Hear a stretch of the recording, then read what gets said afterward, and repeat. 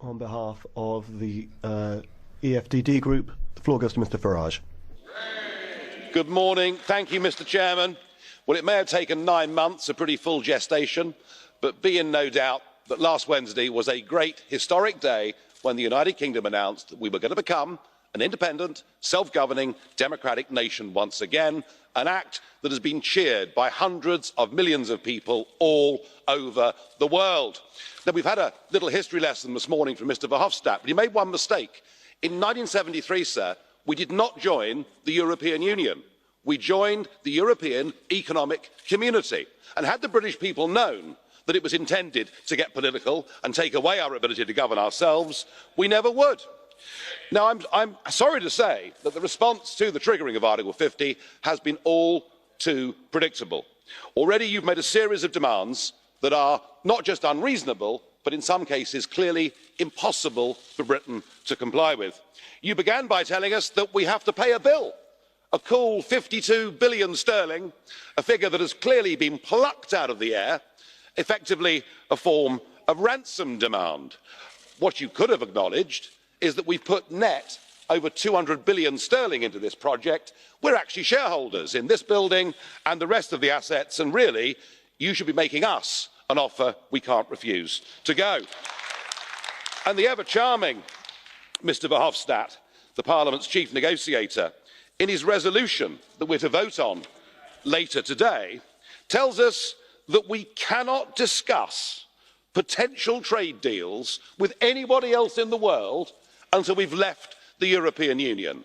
That has no basis in treaty law whatsoever. And it's rather like saying you can't guarantee yourself a dwelling for when you leave prison, and I trust the British government will completely ignore you.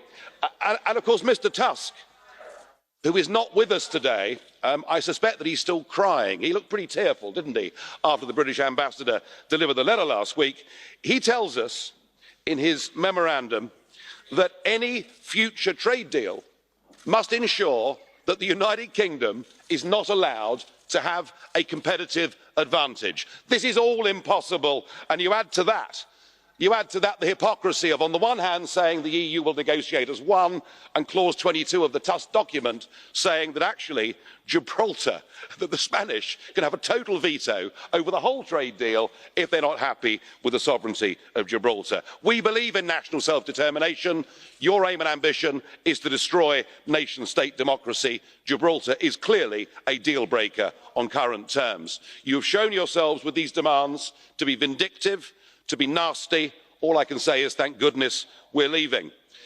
You're behaving like the mafia. You think we're a hostage. We're not. We're free to go. We're free to go. And 85, and now I do understand.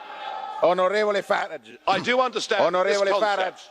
Sorry, Mr. Farage. Listen, I'm trying to give you the chance to speak and say everything you want to say. But if you're talking about the mafia, you're saying this Parliament is behaving like the mafia. As far as I'm concerned, that's unacceptable. I do understand.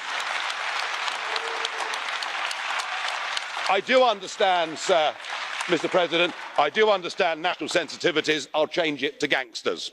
All right? And that is how we're being treated.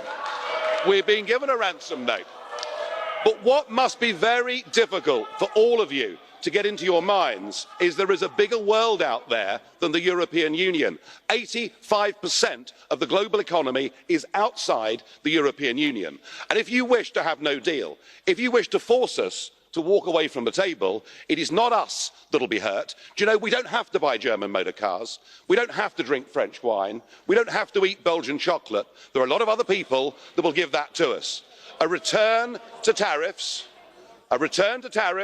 will risk the jobs of hundreds of thousands of people living in the European Union, and yet what you're saying is you want to put the interests of the European Union above that of your citizens and your companies. And if you continue with that route, it won't just be the United Kingdom that triggers Article 50, there'll be many more to come.